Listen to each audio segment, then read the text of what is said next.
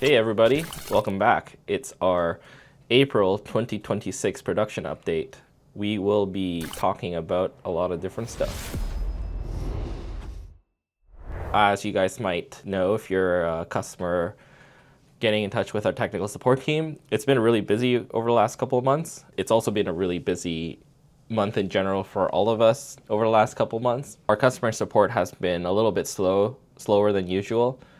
Because typically if someone has a question or wants help, we can get back to them within a day or so. It's kind of gone down to like maybe 2 or 3 days at some points. Thank you everyone for their patience, but I'm happy to also tell everyone that we did also hire another customer support person, one of our LongMill users.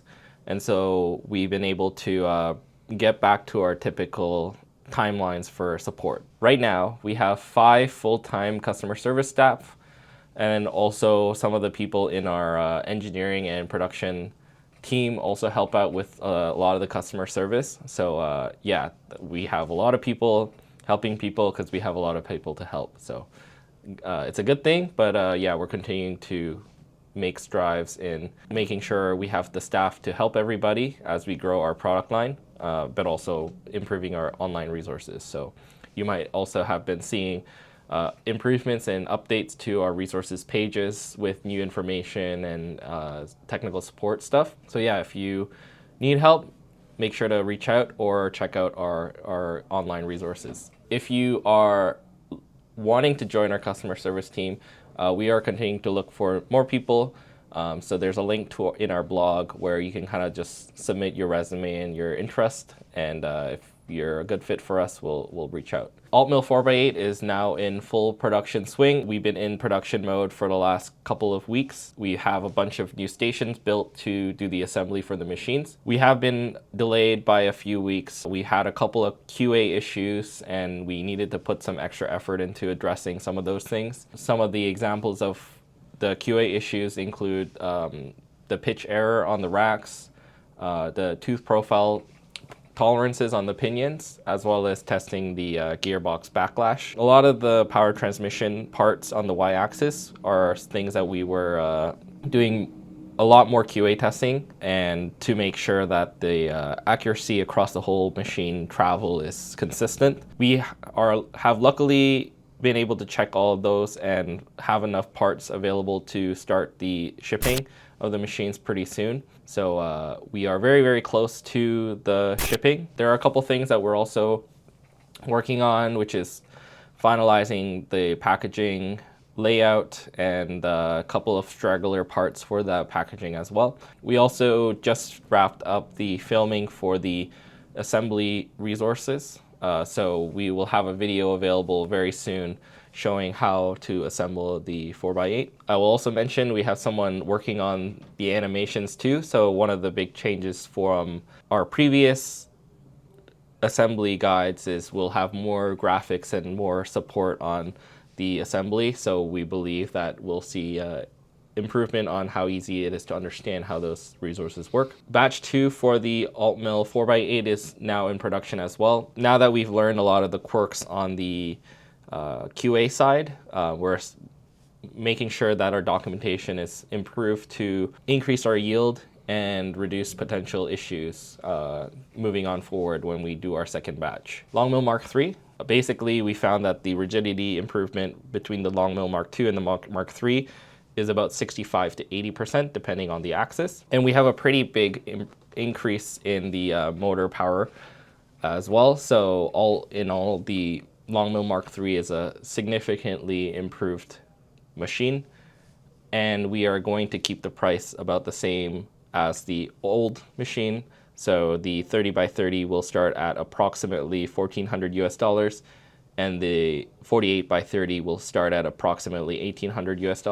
So if you want to look at the pricing and compare between the altmill and the LongMill and all that stuff and get all the updates, check out our blog. We are working on the new SLB-LITE in conjunction with the development of the new machine, primarily because we want to bring the cost down for the control part and the electronics portion of the machine, because it represents about, right now, about 50% of the cost of the machine. We have also purchased the majority of the parts that we need for our first batch of LongMills.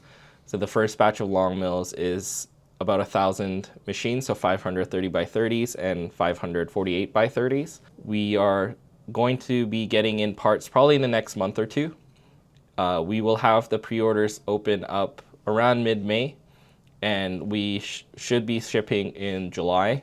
We will have more detailed information about the production timeline in mid-May. So if you are interested in this project, make sure to continue to stay up to date on our blog and on our YouTube channel. In other news, we still have some stock of the LongMill Mark II 0.5s. We have about 50 of the 30 by 30s and 50 about 48 by 30s.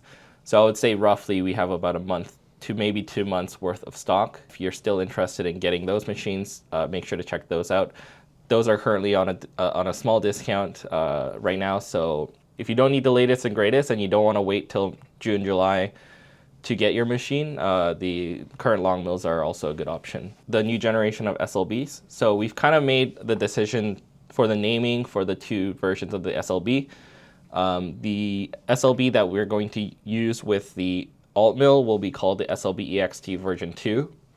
So right now we call the existing board that we use on the altmill the SLB-EXT. So now this is a version 2. And then we have the SLB-LITE, which will be the new version of the SLB specifically designed for the LongMill. Initially, we were planning to unify the two boards across both machines, but because the altmill uses the 48 volt architecture, whereas the LongMill uses 24 volt, and because there's a pretty big price difference between working like the components and the board costs for the two different voltages, we've decided to kind of split up the development.